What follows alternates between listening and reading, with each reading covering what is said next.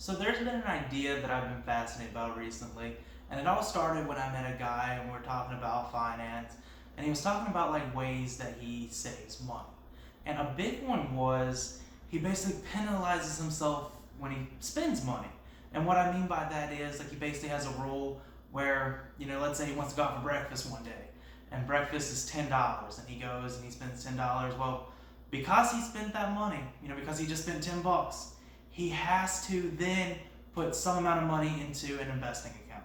So like, in that case, maybe he spends $10. It's like, okay, because I spent this, let myself splurge and get something. Here's $3 that now has to go to investing, which doesn't sound like a lot, but when you're, consistently spending throughout the week, and every time you do, that's $1 or $2 or $3 that has to go into the stock market after that, it ends up like by the end of the year adding up to be a pretty good amount of money. And, some of this he does himself, like, mandatory, like I said, like he'll spend money and be like, okay, now $2 has to go into the market.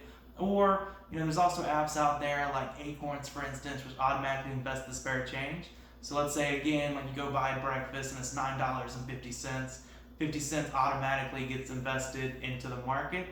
But Acorns also has a feature where not only will it invest your spare change, you can actually, multiply that. So instead of, like let's say it's 50 cents, you can times that by 10. And now it's, $5 going into the market. And I think that idea is just amazing by making it painful to spend money.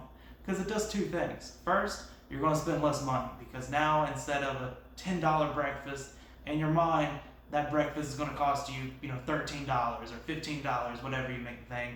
Or if you have the spare change feature turned on, it's like, okay, if I can spend this, but I have to invest this amount of money, and it makes it more expensive, so you end up spending less money overall. And then also, you're forced to save some money. So, let's say you're doing the investing thing, like you're having to save, like invest that money. Now your portfolio is actually growing. The money that's getting put forward to your retirement, whatever your goal is growing on the side. So, forces you to spend less money, and when you do spend money, it forces you to also save money and start, having it go to your retirement or whatever your actual goal is. And I think that's really big, so for instance, like for myself, I have Acorns, so I do the same thing, like invest spare change.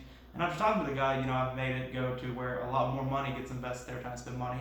But also, I try to go on my own hand, like every time I spend money, put $2 into the market and keep growing. And again, it doesn't sound like a lot, but if you're spending money throughout the day or throughout the week, you end up building quite a bit of savings that goes towards it.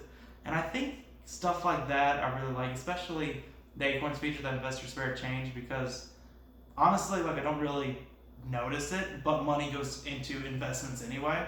So it's not actually really affecting me that much. Like it's not really, it's not really actually like hurting me financially. But, it's making it where some more money gets invested every month, and that's always a good thing. So I'm really fascinated by the idea of forcing myself to invest more and forcing myself to save more money by making spending actually hurt.